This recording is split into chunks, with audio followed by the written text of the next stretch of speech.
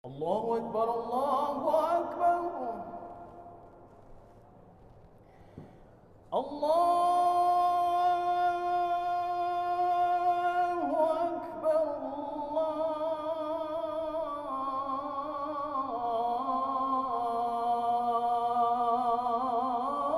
السلام عليكم ورحمة الله وبركاته. الحمد لله الذي أنعمنا بنعمة الإيمان والإسلام، الذي فرض علينا الصلاة والصيام، ونصلي ونسلم على سيد الأنام نبينا وحبيبنا محمد صلى الله عليه وسلم. اللهم لا علم لنا إلا ما علمتنا، اللهم علمنا ما ينفعنا وانفعنا بما علمتنا، إنك أنت العزيز الحكيم.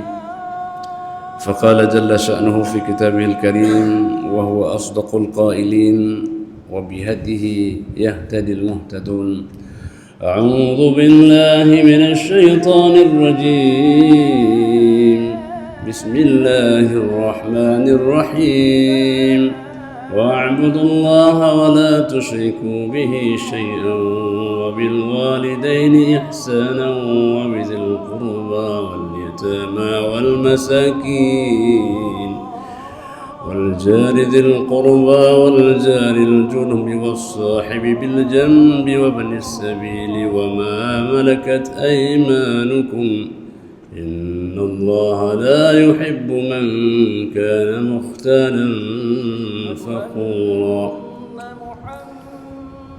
Alhamdulillah, tiada kata yang paling indah dan tiada mutiara yang paling berharga selebih kita bersyukur akan nikmat kesehatan dan nikmat kesempatan. Tadi sudah disampaikan oleh akhi bahwa nikmat sehat dan sempat luar biasa.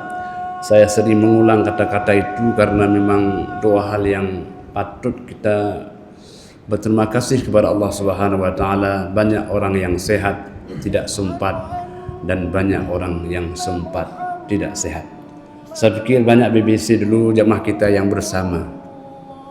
Hari ini mereka sudah pergi dan tidak pernah akan kembali. Dan kita adalah calon-calonnya yang akan pula seperti mereka. Maka kalau kita lewat rumah-rumah mereka, jangan lupa berdoa, Assalamualaikum ya ahlad diyar wa inna insyaallahu bikum lahiqun. Salam sejahtera wahai penghuni kubur, dan kami segera akan menyusul. Oleh karena itu, ini adalah persiapan menuju perjalanan yang lebih panjang, yang lebih jauh. Salawat dan salam kita sampaikan kepada junjungan alam baginda Rasulullah sallallahu alaihi wasallam, Sayyidil awwalin wal akhirin, imamil muttaqin. Walau tak pernah berjumpa dalam dunia, semoga bersua di mahsyar kelak nanti. Kita dengar hadis-hadisnya seakan-akan kita melihat beliau. Walau kita tak melihat beliau dalam jaga, mungkin kita lihat beliau dalam mimpi. Dan kami sangat berbahagia pada subuh yang sangat mulia ini. Pertama sekali ini bertemu dengan orang-orang yang saleh. Bukan saleh namanya, tapi saleh orangnya. Kalau saya saleh namanya aja. Ya, pertama orang-orang saleh ini tentu Pak Imam masjid, ya, dengan segala pengurusnya, Bapak Gesi, ya, kemudian para pengurus BBC, Ustaz Fakhruddin, Ustaz Wandi, Ibrahim, akhi, dan seluruhnya. Ada juga Pak Kabak ini, Tuku Sulaiman hadir di kesempatan yang sangat mulia ini. Guru kami yang tidak kami sebutkan satu persatu. Dan di atas itu semua saya juga berbahagia hari ini betapa keterbawanan kita ini. Tadi sampaikan bahwa setelah pulang makan rohani, ada lagi makan jasmani. Masya Allah, luar biasa. Ya, maka karena ada hadis mengatakan tahadu tahabu, hendaklah engkau saling memberi, maka akan datang saling mencintai. Duduk ngobrol itu kan menyentuhkan hati. Mungkin kita ini tadi dari mana-mana Tapi kalau sudah ke al-wusthah, kita berada di satu atap yang sama. Semoga di atap seperti inilah kita nanti akan masuk surga Allah Subhanahu wa taala. Lalu kemudian di samping kita punya rumah, ini rumah Allah. Dan kita juga punya rumah di sana. Dan kemudian kita diajak lagi bikin rumah. Rumah yang kita bikin itulah rumah nanti, rumah di akhirat. Di dunia punya rumah, di sana juga punya rumah. Rumah yang keberapa? Rumah yang ke-11. Banyak pula rumah kita, Masya Allah. Oleh karena itu, Bapak Imam dan Muhammad rahmatullah, jangan bikin rumah, jangan cukup 11. Ada lagi rumah ke-12. Karena di sana kita banyak rumah. Tapi penghuni rumah tetap satu. Nah, walaupun rumah banyak-banyak, tapi apa namanya? Rumah tidak saja. Apa misalnya? Ya, maksudnya kan bahasa kita perumoh ya. Itu tetap satu. Nah, itu maksudnya. Jemaah dirahmati Allah Subhanahu wa taala.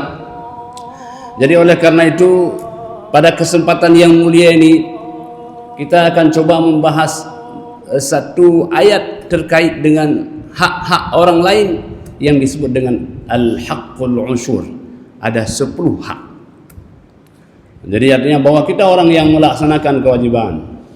Dalam dunia ini adalah kewajiban. Di akhirat Allah akan berikan hak kepada kita. Allah mengatakan hak yang pertama hak Allah. Wa'budullaha wa la tusyriku bihi syai'a. Hak yang pertama apa? Hak interaksi kita dengan Allah Subhanahu wa taala. Orang kalau baik hubungannya dengan Allah Subhanahu wa taala, dia akan menjadi orang yang bahagia, orang yang senang. Jadi apa bedanya duduk di rumah ini dengan rumah kita? Ini rumah Allah. Ada ketenangannya, ada ketenteramannya, ada kebahagiaannya. Maka kalau kita musibah, lari kita ke mana? Ke rumah Allah. Banjir ke rumah Allah, tsunami ke rumah Allah, waktu susah ke rumah Allah, waktu senang, itu ya. Waktu senang kita lupa kepada rumah Allah Subhanahu wa taala. Ya, maka oleh karena itu jemaah rahmati Allah Subhanahu wa taala, ingatlah kepada Allah waktu senang, Allah akan ingat padamu waktu susah. Ingatlah kepada Allah tanggal 30. Hari ini tanggal berapa? Oh, 31. Ingatlah kepada Allah tanggal 31. Bukan, balik itu. Ingatlah kepada Allah tanggal 1. Nanti tanggal 31 Allah akan ingat padamu. Nah, ini maksudnya. Jadi oleh karena itu jemaah rahmati Allah, ya, ingatlah kepada Allah selamanya. Fadhkuruni azkurkum washkuruni wala takfurun. Kata Allah, ingatlah saya. Kalau engkau makan, ingatlah nama saya dalam makan. Kalau kau tidur, ingatlah nama saya dalam tidurmu. Betapa banyak orang tidur yang tidurnya tidak bisa, harus minum obat. Kita duduk aja bisa tidur. Orang tidur aja harus duduk. Nah, itu orang lain. Itu Pak Kadis. Orang lain tuh ya, kalau mau tidur itu minum obat. Kita minum obat untuk tidak tidur. Nah, orang kita nih ya. Jadi Masya Allah, nikmat ini luar biasa. Maka alhamdulillahilladzi ahyana ba'dama amatana wa ilaihin nur. Segala puji bagi Allah yang telah memberikan tidur, dan tidur itu adalah mati sementara. Banyak orang tidur tidak bangun lagi. Banyak. Maka hati-hati kalau tidur. Jangan-jangan tidak bangun lagi. Ya. Sehingga ada orang tidak berani tidur. Kenapa Pak? Saya takut tidak bangun lagi Pak. Enggak begitulah. Maksudnya kalau tidur baca doa, baca syahadat, baca ayat kursi. Untuk apa? Siapa tahu itulah tidur yang terakhir kalinya.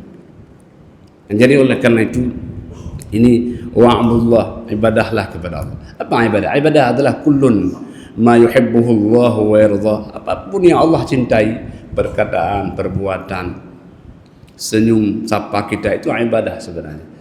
Jadi oleh karena itu jemaah rahmatullah, hidup ini adalah ibadah. Kalau Al-Quran itu adalah mendampingi kehidupan kita 6.666 ayat atau 6.236 ayat. Dan Al-Quran yang begitu banyak ayatnya diekstrakkan maknanya dalam surah Al-Fatihah.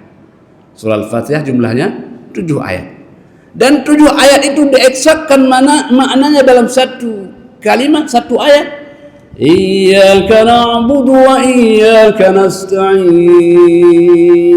Hidup kita adalah iyyaka na'budu dan hidup kita adalah iyyaka nasta'in. Hidup adalah ibadah, hidup adalah doa. Dengan ibadah kita bahagia, dengan doa kita akan sejahtera. Maka ketika kita melangkah kemari, ya, bismillahi tawakkaltu 'ala Allah. Tidak berani melangkah kalau belum berdoa. Ini dan nanti ada makan. Enggak berani makan kalau belum doa. Allahumma barik lana fi ma razaqtana. Enggak berani makan. Kenapa? Karena betapa nikmat Allah yang besar kalau kita belum berdoa kepadanya. Cuma kadang-kadang kita syukur ada anak-anak masih kecil, dia sebutkan doa sebelum makan. Allahumma, belum baca doa juga saya. Syukur kita kalau ada anak TK di rumah itu, Masya Allah, luar biasa membantu. Kenapa? Karena ketika kita berhadapan dengan makhluk, kita lupa akan Sang Khalik. Karena begitu enaknya makan, kita sering lupa kepada pemberi makan. Jadi jemaah rahmatullah subhanahu wa ta'ala, maka kalimah wa Abdullah itu diletakkan pada urutan pertama. Wa'budullaha wa la tusyriku bihi syai'a. Beribadah kepada Allah dan janganlah engkau mensyarikatkannya. Jadi oleh karena itu hidup adalah ibadah, maka dengan ibadah itulah Allah berikan jalan yang lebih mudah. Ini kita datang kemari ini mulai dari rumah ini sampai ke sini, ini adalah ibadah. Andai kata kita misalnya tidak sampai kemari pun kita sudah sampai ibadah. Maka Nabi mengatakan niyatul mu'min khairun min amalihi. Niat orang yang beriman itu lebih baik daripada amalnya. Kenapa? Boleh jadi niatnya sudah sampai tapi badannya tak sampai. Betapa banyak hari ini orang-orang ingin ke masjid tapi mereka masih ada di rumah sakit. Niatnya sudah sampai ke masjid tapi badannya masih di rumah sakit. Bersyukurlah kita bahwa badan kita di masjid dan niat kita juga di masjid. Ada juga badan di masjid, niat sudah tempat lain. Lama kali ceramah ni. Nah itu. Jadi badan di masjid tapi Allah. Nah ini kita harus bersama. Di mana ada badan kita, di situ juga ada hati kita. Janganlah berpisah badan dengan hati. Ya kan? Kalau kita ngobrol sama istri kita, tapi kita nggak nyambung, marah nggak istri kita itu? Bang mau kemana? Nah, inilah makan enak kali makannya. Abang kau nggak nyambung, marah nggak dia? Marah dia. Kenapa? Rupanya hati kita ke lain hati, marah dia. Itu dengan manusia marah. Apa Allah tidak marah? Allah marah. Ngomong alhamdulillah alamin hatinya. Nanti nasi goreng 2 bungkus marah Allah itu. Kenapa? Karena hati lain. Ya? Maka Nabi mengatakan innallaha la yaqbalu min qalbin ghafilin. Allah tidak akan menerima doa orang yang berhati lalai. Rabbana zalamna anfusana. Itu kan doanya, tapi hatinya bukan. Nyotawo ngopi ya itu. Jadi maksudnya Rabbana zalamna itu di mulut, tapi hatinya lain. Allah marah. Nah, jadi oleh karena itu rahmati Allah, inilah ibadah. Jadi oleh karena itu untuk apa disebut ulang-ulang ibadah? Karena hidup adalah ibadah dan doa. Hidup adalah ibadah dan doa. Tidak ada yang lain. Andai kata ada yang lain, Allah tidak mengatakan wa ma khalaqtul jinna wal insa illa liya'budun. Dan tidaklah kami ciptakan jin dan manusia kecuali untuk beribadah kepada. Jadi orang yang hidup tanpa ibadah seakan-akan ia sudah mati sebelum waktunya. Jadi ini maknanya. Kemudian yang dirahmati Allah, baiknya hubungan vertikal kita dengan Allah Subhanahu wa taala itu baru kemudian diterjemahkan dengan baiknya kehidupan kita dengan manusia. Karena pada suatu hari ada orang yang banyak tahajudnya, banyak ibadahnya, luar biasa hubungannya dengan Allah. Nabi mengatakan la khaira fi, orang ini orang yang tidak ada kebaikan di dalamnya. Artinya ibadah kita ini ibadah yang kita terjemahkan dalam kehidupan kita. Maka orang yang baik hubungan dengan Allah itu disebut dengan Ahmad. Ketika beliau dengan bergaul dengan manusia disebut dengan Muhammad.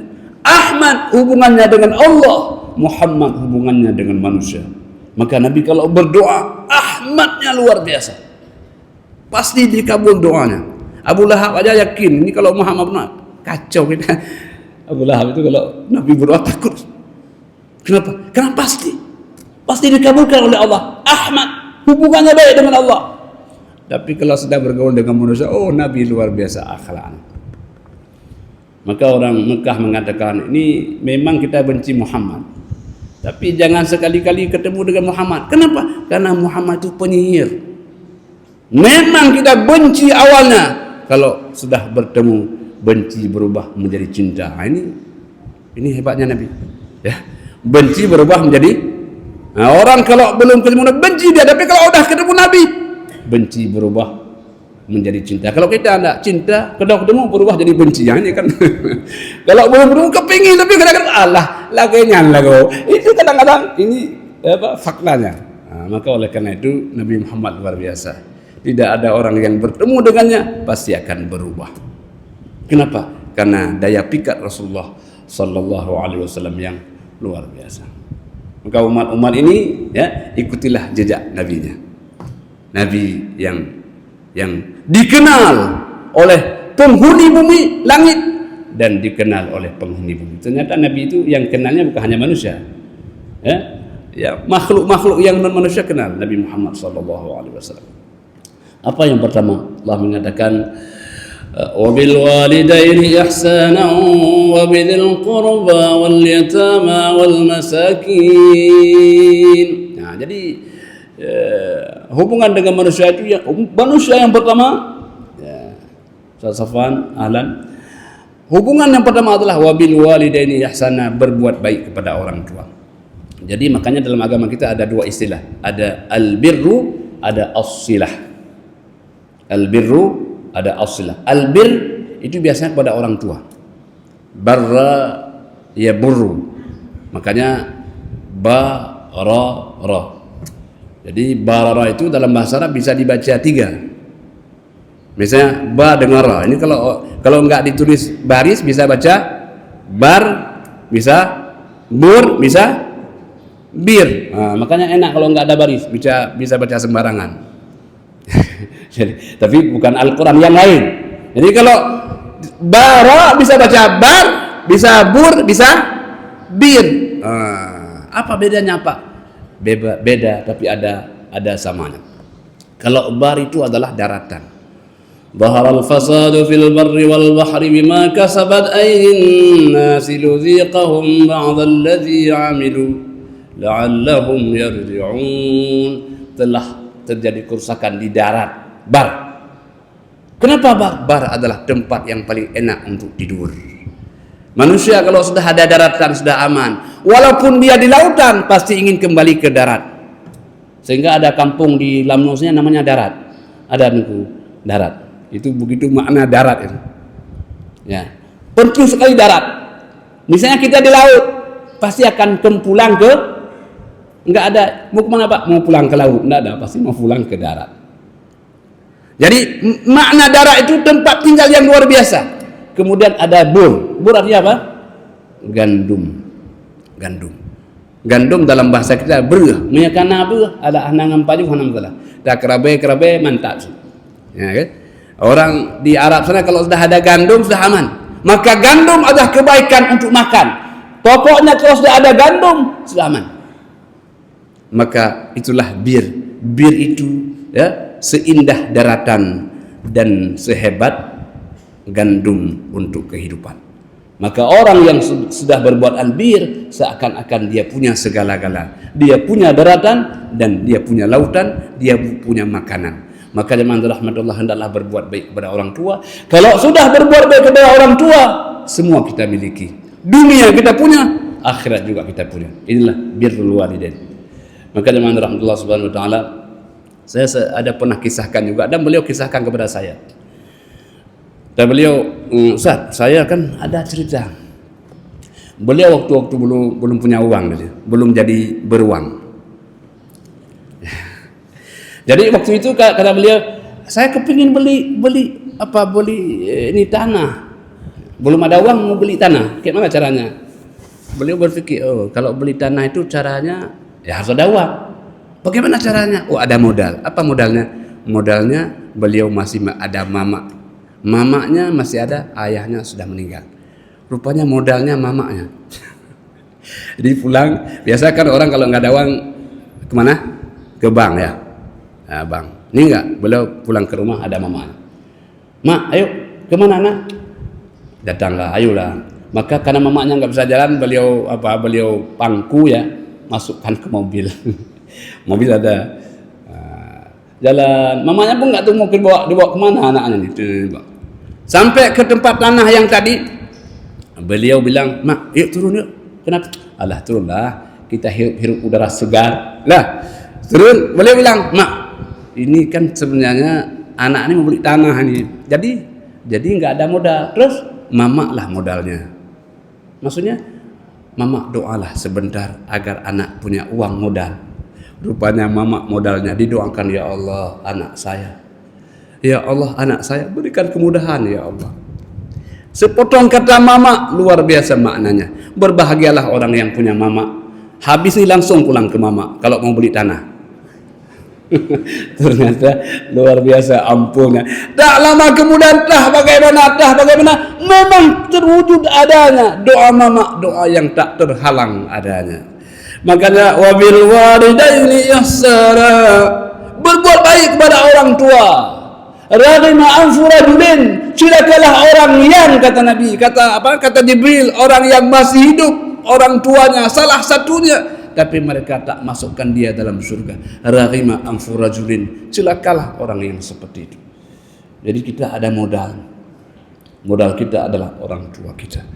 Bagi yang sudah meninggal orang tuanya, maka doa kepada mereka, Rabbighfirli wa liwalidayya warhamhuma kama rabbayani saghira. Ya Allah, ampunanmu kepada mereka ya Allah dan kepada saya, dan sayangilah mereka berdua sebagaimana mereka sayang kepada saya. Luar biasa. Jadi mama dan ayah kita orang yang tak tergantikan, tidak akan selama-lamanya. Sejak kita hidup sampai kita meninggal, tak akan tergantikan orang tua kita. Maka kepada orang tua kita, kalau berbicara, qul qawlan karima, waqfid lahuma janaha dhulli minar rahmati wa qur rabbirhamhuma kama rabbayani saghira. Rendahkanlah sayapmu, nampakkan tawadhu'mu, jangan nampak egoismu, jangan nampak kehebatanmu, jangan nampakkan intelektualitasmu. Engkau di hadapannya orang yang paling bodoh. Nampaknya qaulan karima, dengarlah nasihatnya walau beliau tak pernah sekolah. Nah, ini jemaah rahmatullah, ini orang tua tidak akan tergantikan selama-lamanya. Jadi jemaah rahmatullah, wabil walidaini ihsana. Lalu hak yang ketiga, wabidil qurba wal yatama. Wabidil qurba, ada hak kerabat kita. Apa kerabat? Orang yang punya hubungan darah dengan kita. Ada abang kita, ada adik kita. Kalau mereka menderita, kitalah orang yang menderita melihat mereka. Kalau kita bahagia, berbagilah bahagianya kepada mereka. Jangan biarkan mereka minta-minta, sedangkan adik abangnya orang yang punya. Karena mereka adalah orang yang zawil qurba, orang yang dekat dengan kita, orang yang lahir ya dari orang tua yang sama. Mereka adalah Yusuf dan Bunyamin. Rindu Yusuf kepada Bunyamin, serindu Bunyamin kepada Yusuf. Ketika Yusuf sudah pergi, tetesan air mata Bunyamin teringat kepada abangnya yang baik. Adakah sekarang ayah, abang, adik itu berbaik-baik hati? Tidak semua. Banyak juga yang bermusuh-musuhan. Hanya gara-gara sepetak tanah, hanya gara-gara sedikit warisan, mereka bermusuh-musuhan. Kapan kita menjadi Bunyamin yang Yusuf? Ya, yang mereka saling merindukan satu dengan lainnya. Maka saya sangat iri hati melihat orang-orang yang baik dengan adik abangnya. Mereka berjalan bersama, duduk bersama, saling bercerita bersama. Kadang-kadang adik dengan abang itu enggak akur. Ini jemaah rahmatullah, hak mereka. Mari, indahnya hidup kita seakan-akan orang tua kita pesan, nak, walaupun nanti ayah ibu sudah tidak ada, kamu tidak berbaik-baik dengan adik abangmu ya. Jadi ini dzawil qurba. Maka jemaah rahmatullah subhanahu wa ta'ala, ini yang patut kita jaga ya. Wal yatama wal masakin. Apa hak yang lain? Hak anak-anak yang sudah pergi orang tuanya. Al yatama jamak min al yatim. Al yatim man mata abuhu wa huwa saghir. Orang yang meninggal ayahnya sementara dia masih kecil. Saya masih yatim. Gimana? Saya enggak ada lagi orang tua. Umur 50. Enggak yatim lagi 50 tahun yatim. Ya. Wa huwa saghir. Dia masih kecil. Bukan hanya orang yang meninggal ayahnya, tapi harus sebelum dia balik. Itu yatim namanya. Maka anak-anak yatim ini memang mungkin dia tidak butuh harta, dia butuh cinta dan kasih sayang. Maka kadang-kadang orang-orang dahulu ya, kalau belum menikah, dia cari perempuan yang ada anak yatim. Nah, dia memang senang sama ibunya, tapi juga sama anaknya. Tapi yang sudah jangan lagi, yang belum maksud saya ini, yang belum. Nah, yang belum ya kan.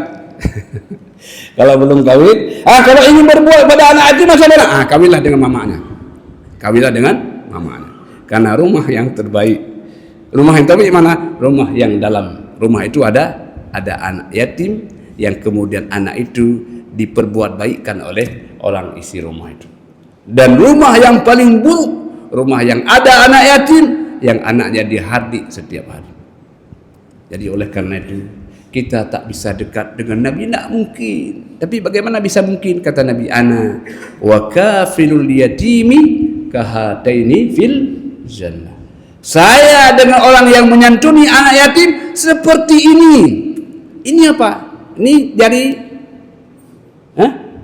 telunjuk dan jari tengah. Ini dekat, nak dekat. Nabi dengan kita yang menyantuni seperti ini dalam surga. Jadi kalau ingin ke surga bersama Nabi, santunilah anak yatim. Anak yatim tak butuh harta, tapi dia butuh cinta dan kasih sayang. Dia kepingin ada ayah yang dipanggil. Ketika hari lebaran, kan semua orang panggil ayah, ayah. Tapi ketika dia panggil sudah hilang ayahnya. Enggak ada lagi, hilang. Maka sayalah ayahmu. Mampu enggak kita mengatakan seperti itu? Jadi jemaah rahmatullah subhanahu wa ta'ala, jadi anak yatim itu membutuhkan kasih sayang. Kadang-kadang kita bilang nakal kali, kan begitu ya? Gimana kan? Nakal kali anak yatim. Bukan, dia bukan nakal, dia lagi mencari perhatian. Akhdhul intibah. Karena tidak ada lagi orang yang menegurnya, tidak ada lagi orang yang menyayanginya. Kalau kita punya anak-anak, mau makan apa? Anak yatim siapa yang tawarkan itu? Tidak ada. Mau pergi kemana, makan apa, terserah. Dunianya lumba bagimu, tidak ada lagi orang yang menyantuni. Maka begitulah anak yatim dalam perspektif agama kita. Jadi walaupun mereka tak punya ayah, kitalah ayah-ayahnya. Ayah-ayahnya itu ada dalam jemaah BBC. Semua ayah-ayahnya. Nah, kalau kamu hilang satu ayah, ini semua ayahmu. Alhamdulillah ya Allah, saya punya ayah. Punya ayah, itulah jemaah BBC itu semua ayah-ayah. Masya Allah, senangnya dia, bahagia, loncat dia, jadi lebaran jadi dia, masya Allah, dia kembali gembira. Jadi wal yatama wal masakin, hak siapa lagi? Hak orang miskin. Orang miskin adalah orang yang tak punya. Maka jemaah rahmatullah, bila kita bersedekah, kita bangun rumah, kenapa? Karena mereka tak punya. Disebut dengan miskin. Itu dari bahasa Arab. Bahasa Arab itu kan sakana yaskunu, artinya tinggal diam. Ya. Tinggal diam, tidak bergerak. Miskin orang yang tidak bergerak. Mau belanja tidak ada uang, duduk tidak bergerak. Miskin. Miskin, tidak bisa bergerak. Kalau bergerak kan perlu uang. Maka dia miskin. Maka oleh karena itu teman rahmatullah subhanahu wa ta'ala, kitalah orang yang membahagiakan mereka. Kalau makan, makanlah dengan mereka. Minum, berbagilah dengan mereka. Kalau tidak ada rumah, berbagilah rumah dengan mereka. Masa Pak bagi dua? Tidak usah, bagi uang saja. kata Ustaz Akhir tadi, setelah ini ya, setelah ini kita baru dianggap punya kalau kita mampu memberi. Faqidu syai' la yu'ti, orang yang tak punya pasti tak bisa memberi. Ketika kita beri, maka kita dianggap orang yang punya. Kata Allah, kamu orang kaya, saya tambah lagi kayamu. Kenapa? Karena kamu sudah berbagi, maka aku tambah lagi bagi kepadamu. Kamu adalah penyalur yang hebat bagi saya, kata Allah. Itu. Jadi oleh karena itu jemaah rahmati Allah, berbagilah. Dan orang yang paling bahagia orang yang sudah bisa berbagi. Jadi ini yang luar biasa. Jadi konsep agama ini kadang-kadang kita sering mengajar perkalian, tapi jarang kita mengajar pembagian. Dan bagi anak-anak, ini ada Pak Haji. Pak Haji ini beliau kepala min. Beliau mengatakan anak-anak susah kalau bagi. Kalau kali cepat dia. Betul ya? Nah, ini yang mengajar. Betul ya? Betul. 2 kali 5 10 bagi 2. Oh, apa ya Pak? Saya enggak bisa. Kok enggak bisa kamu? Karena selama di rumah saya diajar kali-kali oleh ayah saya. Kalau kamu ada 2.000, besok berapa? 4.000. Tapi mereka jarang mengajar berbagi. Maka mulai hari ini ya, kalau ke BBC kita belajar pembagian. Nanti kalau kerja mengajar perkalian. Puronyo 2 juta, ada masing 2 juta, 10 juta. Kemudian ke BBC hari ini 2 juta, bagi 1 juta. Ini kita belajar berbagi. Ya. Jadi kali untuk dunia, bagi untuk akhirat. Saya masih teringat ada ibu-ibu, tapi bukan ibu-ibu kita, ini yang di luar negeri sana. Jadi kalau dia punya anak mau ke TK nih, nggak ada makanan nih, nak ada makanan 2 biji nih, ya, ada 3 nih. Nah ini ada yang 1, ini 3 biji, ini 2 biji untuk anak, 1 untuk dibagi ya. Dari kecil diajarkan. Selalu bawa kue lebih, 2 untuk dia, 1 untuk dibagi. Yang 1 ibu lagi bilang, ini kue 3. Jangan bagi-bagi orang. Kalau enggak habis, buang. Asal jangan kasih orang. Beda enggak? Pendidikan anak beda. Yang 1 sudah diajarkan dari kecil dia berbagi. Kalau dia ke masjid dia begini, nah ini uang, kamu kasih ke celeng ya. Jadi dia sedang mengajarkan anaknya untuk berbagi. Maka ketika dia tua nanti tidak bisa hidup tanpa pembagian. Terus dia ingin berbagi dalam hidupnya. Inilah kalimat wal masakin, orang-orang miskin perlu bagi dari kita. Bagi kita mungkin angka 20.000 itu kecil, 50.000 itu kecil, tapi mereka angka itu sangat besar maknanya. Jadi oleh karena itu jemaah rahmatullah, ketika kita kasih uang kepada mereka, rumah kepada mereka, mereka akan syukur, ya Allah, hamba-Mu ya Allah, panjangkan umurnya ya Allah, mudahkan rezekinya ya Allah, Engkau telah mengetuk hatinya ya Allah. Dia tidak pernah bisa bayangkan kok bisa dapat rumah seindah ini ya, luar biasa. Maka sepanjang hidupnya anak-anaknya, cucu-cucunya yang tinggal di sana, ya, mereka akan mengalirkan doa kepada kita yang pernah bersedekah walaupun 1.000 rupiah. Oh Pak, saya tidak ada uang 1.000, nah, kasih 5.000. 5.000 pun tidak punya. Nah, kasih yang 100.000 itu kan ada 100, nah, kasih yang 100. Kadang-kadang orang kalau yang kecil tidak mau dia. Alang Pak, cok yang terturi bes. Jadi begitulah kita bersedekah ini, memang semakin lama kita bersedekah menjadi ketagihan bersedekah. Wah, ini sudah 6:30 ini. Nah, jadi sudah 6:30. Jadi sudah ketagihan. Jemaah rahmatullah subhanahu wa ta'ala, maka oleh karena itu hidup kita ini adalah kebersamaan. Sengaja Allah berikan ada orang miskin, ada orang kaya. Orang miskin diuji dengan kesabarannya, orang kaya diuji dengan kesyukurannya. Orang miskin mampu enggak dia bersabar melihat, ya Allah, orang naik mobil mewah ya, mobil yang ada empat ban, karena ada mobil yang 3 ban, namanya becak. Beda-beda kan. Ya Allah, alhamdulillah, kapan saya, jangan bilang kapan, bersabar kamu, jangan bilang kapan, jangan kamu menghayal yang tidak sudah. Apa yang Allah berikan bersyukurlah kamu, bersabarlah kamu. Ya Allah, saya bersabar ya Allah. Dengan sabarmu kamu masuk surga. Orang miskin, orang kaya, ya Allah sayang orang jalan kaki ya, enggak punya rumah ya, Gimana cara bikin rumah orang miskin? Saya ada uang 100.000. Hubungi Ustaz Safwan di BBC, bisa 100.000 kita bersama-sama membangun rumah mereka. Jadi begitulah cara kita. Ketika kita bersyukur, Allah akan bertambah harta kita. Ketika kita bersabar, Allah mudahkan kehidupan kita. Asal hidup tidak pernah mengeluh. Nggak usah mengeluh, karena itulah hidup. Ada senang, ada susah, ada bahagia, ada sengsara, ada sehat, ada sakit. Nggak usah mengeluh, tapi apa? Jalani saja. Toh setelah hari Ahad akan ada hari Senin. Setelah susah pasti ada mudah. Fa inna ma'al usri yusran, inna ma'al usri yusra. Fa idza faraghta fansab wa ila rabbika farghab. Kalau kamu susah, nanti ada mudahnya. Kenapa? Ketika kamu susah, maka saat itulah Allah akan membantumu. Kalau tidak pernah susah, macam mana kita bantu orang mudah? Orang susah. Makanya kalau kita sudah mulai berusaha ikhtiar, maka ada kesempatan orang sedang membantu. Kemudian yang berikutnya, wal jari dzil qurba wal jaril junubi was sahibi bil jambi wa banis sabil. Wal jari dzil qurba, dan teman-teman tetangga dekat.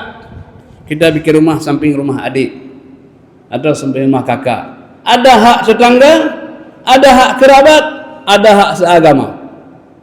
Artinya apa? Kita tinggal dengan tetangga yang 3 hak. Sekali salah dengan dia, dikali 3 salahnya.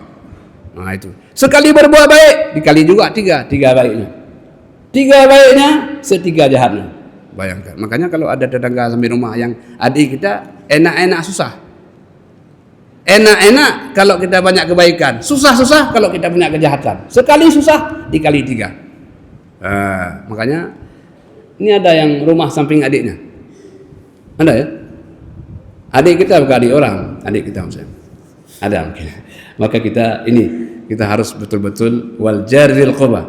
Jadi kerabat yang dia adalah tetangga kita. Wal jaril junub, dan tetangga yang jauh.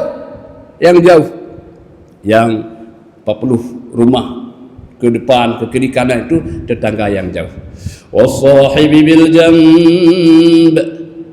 Ada teman yang jauh, teman yang bukan dari kerabat kita. Siapa mereka? Ada istri kita, itu teman kita yang menemani kita. Memang kalau lagi ada istri damping kan biasa saja, tapi kalau nggak ada baru terasa. Betul ya? Kalau bapak ke Jakarta telepon, nak coba telepon ayah. Seakan-akan ayah yang rindu, bukan mama yang rindu. Ayah kapan pulang? Yang gitu ya. Istri rindu sama suaminya, suami pun rindu juga sama istrinya. Pacan tahu boleh. Hai kepotawanya ke bintang 3, ada bintang 5 lu nak wow. Apa yang dia ingat? Dia ingat istrinya. Walaupun ada pakai 5 2 euro biasa itu. Biasa. Tetapi kerinduan suami istri itu kerinduan yang bisa dielak. Betul ya? Kalau yang sudah kawin, kalau yang enggak jangan jawab. Yang belum kawin jangan jawab. Tunda jawaban hingga kawin dulu. Wasahibi bil jambi wa banis sabili wa ma malakat aymanukum. Wa ma malakat wa banis sabil, orang yang dalam perjalanan mereka tidak ada bekal, kamu bantu dia. Orang yang musafir. Walaupun hidup ini musafir sebenarnya. Hidup ini adalah musafir. Kenapa? Kita terus akan berjalan. Kemana Pak? Berjalan untuk menggapai tujuan. Apa tujuannya? Ingin bertemu dengan Allah Subhanahu wa taala. Maka hidup adalah musafir. Hidup adalah perjalanan. Maka orang yang musafir ini bikin rumah jangan besar, jangan tinggi. Pokoknya ya sederhana sajalah. Kenapa? Karena kita musafir.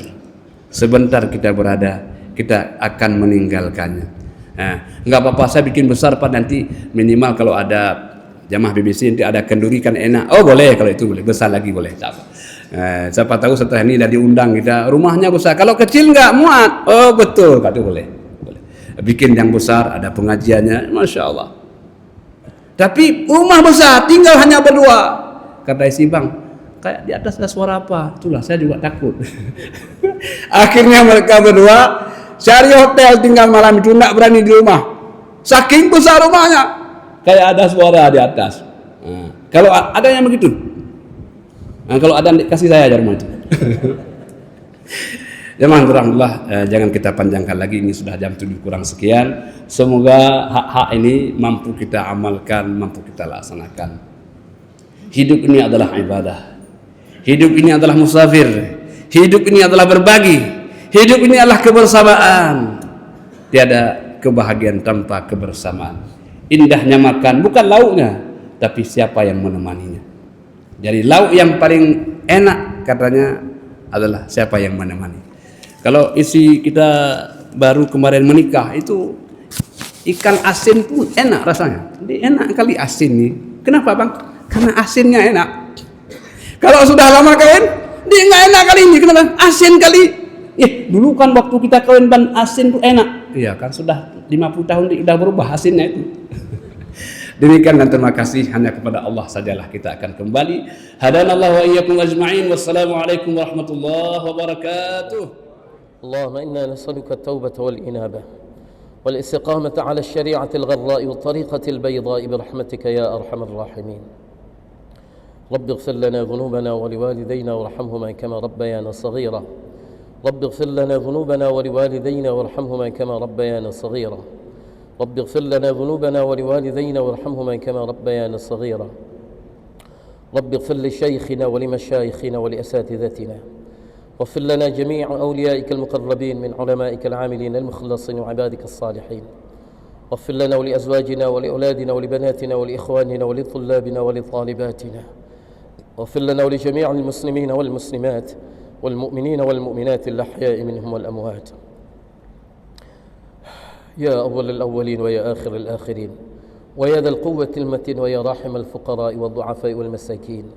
يا أرحم الراحمين يا أرحم الراحمين يا أرحم الراحمين. أظلمنا أنفسنا وإن لم تغفر لنا وترحمنا لنكونن من الخاسرين. رب اغفر واعف وارحم وتكرم وتجاوز عما تعلم إنك أنت الله العز الأكرم. اللهم احسن عاقبتنا في الأمور كلها وأجرنا من خزي الدنيا وعذاب الآخرة. اللهم إنا نسألك رضاك والجنة ونعوذ بك من غضبك والنار. اللهم عظم جلالك في قلوبنا وصغر الدنيا في أعيننا. اللهم عظم جلالك في قلوبنا وصغر الدنيا في أعيننا. حبب إلينا الإيمان وزينه في قلوبنا.